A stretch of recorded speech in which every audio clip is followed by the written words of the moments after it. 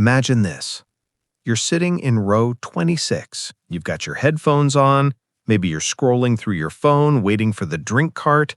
You're 10 minutes out of Portland, climbing through 16,000 feet. It's a brand new plane. It still has that new car smell. And then, bang! The air is ripped out of your lungs. The cockpit door flies open and slams into the lavatory. The shirt is literally torn off the kid sitting 2 rows up. You look to your left and the wall of the airplane is just gone. That happened on January 5th, 2024, and miraculously, nobody died. But that hole in the side of Alaska Flight 1282 didn't just suck out phones and headrests. It sucked out the last shred of credibility of what was once the greatest company on Earth. Because here's the crazy part. That door didn't blow off because of some complex engineering failure. It didn't blow off because of metal fatigue. It blew off because the bolts were missing. Not loose, missing. They were never put back in at the factory. This isn't just a story about a door. It's a story about how an American icon, the company that literally taught the world to fly, the company that helped win World War II, was hijacked. It's a story about a corporate murder-suicide where hunter-killer accountants took over a sanctuary of engineers and decided that checking safety bolts was bad for the stock price. And if you think I'm exaggerating, wait until you hear about the whistleblowers. We're talking about guys who found metal shavings hanging over electrical wires and were told to ignore it. Engineers who saw people literally jumping on airplane parts like Tarzan to force them to fit. And when they tried to speak up, they were threatened, harassed. One of them was found dead in his truck with a gunshot wound right in the middle of giving testimony. Today, we are going to look at the autopsy of Boeing. We're going to trace the exact moment the rot set in. We're going to look at the $43 billion that went to shareholders instead of safety. And we're going to ask the question that nobody in the boardroom wants to answer. When you treat an airplane factory like a piggy bank, how long until the physics catches up with you?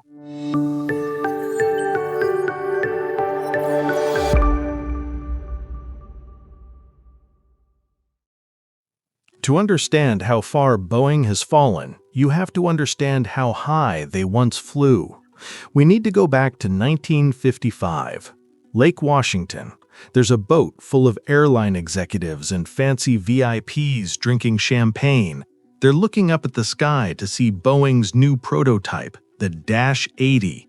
It's a $16 million bet, basically all the money Boeing had at the time.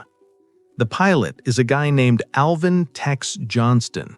He's wearing cowboy boots and a Stetson hat in the cockpit. I'm not kidding. And as he flies over the yachts, Tex decides to do something that isn't in the flight plan. He takes this massive 4-engine passenger jet and he rolls it completely upside down, a 1G barrel roll. The executives on the boat nearly spill their drinks. The Boeing president, Bill Allen, probably had a heart attack right there on the deck. The next morning, Bill Allen drags Tex into his office and screams, "What the hell were you doing?" And Tex, cool as a cucumber, just says, "I was selling airplanes." And he was right. He knew the physics. He knew the machine. He wasn't gambling. He was demonstrating absolute mastery of the engineering. That was the old Boeing, a place run by people who knew that if you built the best damn plane in the world, the money would take care of itself. Fast forward to the late 60s, the era of the 747. This is the golden era. Pan Am wants a plane twice the size of anything else. They want a flying ocean liner. Boeing doesn't just say yes, they bet the entire company again. They buy a swamp in Everett, Washington, and build the biggest factory in the world. And the team that builds this plane, they were called the Incredibles. Led by a genius named Joe Sutter, the Incredibles designed and built the 747 in just 29 months. That is insane speed. But here is the secret sauce. Joe Sutter refused to let the executives separate the engineers from the factory floor. When management said, "Hey, let's move the engineers to California to save money," Sutter said, "No." He knew that you can't design a plane on a piece of paper if you aren't looking at the guy bolting it together. This culture of proximity, engineers and mechanics working shoulder to shoulder, created the safest transportation network in human history. There was a saying, "Go, no go," and the only people who could say go were the engineers. If a part wasn't right, the line stopped, period. It didn't matter if it cost $1 million. You didn't fly until the physics said yes. This ethos worked. For decades, "If it's not Boeing, I'm not going" wasn't just a marketing slogan, it was a fact of life. They crushed the competition. They owned the skies. But success makes you complacent, and somewhere in the late 90s, while everyone was high-fiving over the 777, a different kind of virus was entering the building. A virus that wore a suit and carried a spreadsheet. Hey, real quick, if you're enjoying this deep dive into corporate madness, do me a favor and hit that subscribe button. We're trying to build a channel here that values truth over hype, kind of like the old Boeing. It helps us keep the lights on and the investigations going. Okay, back to the disaster. The Incredibles were about to be replaced. The engineers were about to be told to shut up because a new philosophy was coming to town. A philosophy that said, why build a great plane when you can just buy back your own stock? The golden era was over. The era of the hunter-killers was about to begin. The year is 1997. This is the moment the crack appears in the foundation. Boeing merges with McDonnell Douglas. Now, on paper, Boeing bought McDonnell Douglas, but in reality, it was a reverse takeover. McDonnell Douglas was a failing company. Their planes were flopping, but their executives, they were sharks. And somehow these failing executives ended up running the new Boeing. Enter the villain of our story, Harry Stonecipher. He came from McDonnell Douglas and eventually became CEO of Boeing. And he said the quiet part out loud. He literally told a newspaper, "When people say I changed the culture of Boeing, that was the intent, so that it's run like a business rather than a great engineering firm." Think about that. He thought business and engineering were opposites.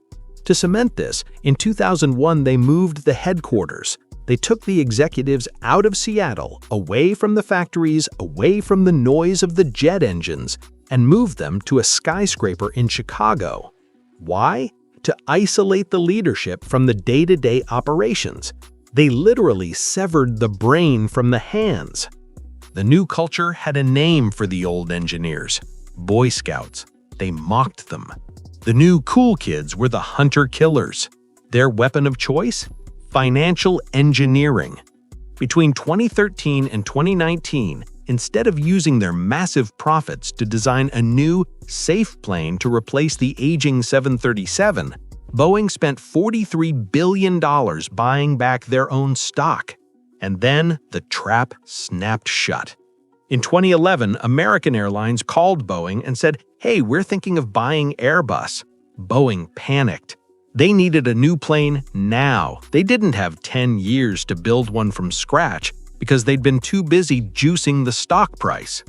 So they decided to take the 1960s 737 and strap massive new engines onto it. That was the birth of the 737 MAX. And that decision was deadly. Here's the physics problem. The new engines were too big. They had to mount them forward and high. This made the plane want to pitch up, point its nose at the sky during certain maneuvers. That's bad. Instead of redesigning the airframe, they added a software patch called MCAS, a secret piece of code that would push the nose down automatically if it thought the plane was stalling. They didn't tell the pilots about MCAS. They didn't put it in the manual. Why? Because training costs money. They wanted to sell this plane as no new training required. Internal emails later revealed employees mocking the regulators, saying the plane was designed by clowns who in turn are supervised by monkeys. They knew. Then came the crashes. Lion Air Flight 610, Ethiopian Airlines Flight 302, two brand new planes, 346 people dead. In both cases, a single faulty sensor told MCAS the plane was stalling when it wasn't. The software forced the nose down, and the pilots fought it until they hit the ground. It was a system with a single point of failure, approved by a company that had forgotten what failure meant. But the rot wasn't just in the software, it was in the factory. Whistleblowers started screaming. Ed Pierson, a manager at the Max factory, told his boss, "I'm hesitant to put my family on a Boeing airplane." His boss's reply? The military is not a profit-making organization. Sam Salehpour, an engineer on the 787, testified that workers were jumping on fuselage pieces, literally jumping on them to force them to align.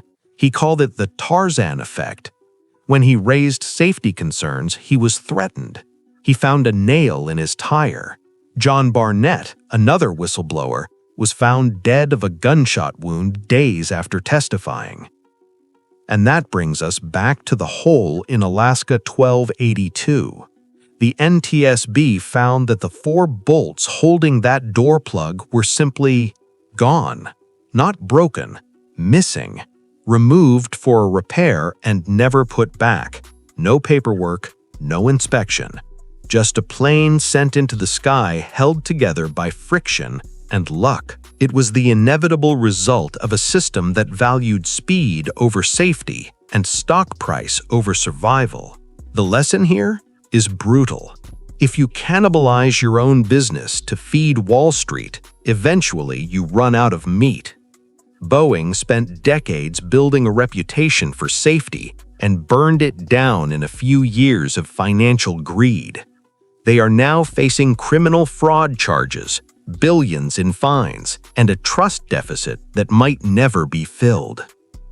Boeing has a new CEO now, an actual engineer. Maybe they can turn it around. For the sake of everyone who flies, we have to hope they do. But the days of the Incredibles feel a long way off. What do you think? Can Boeing be fixed, or is the culture too broken? Let me know in the comments below. And if you want to support the channel, please like and subscribe. Safe travels, everyone.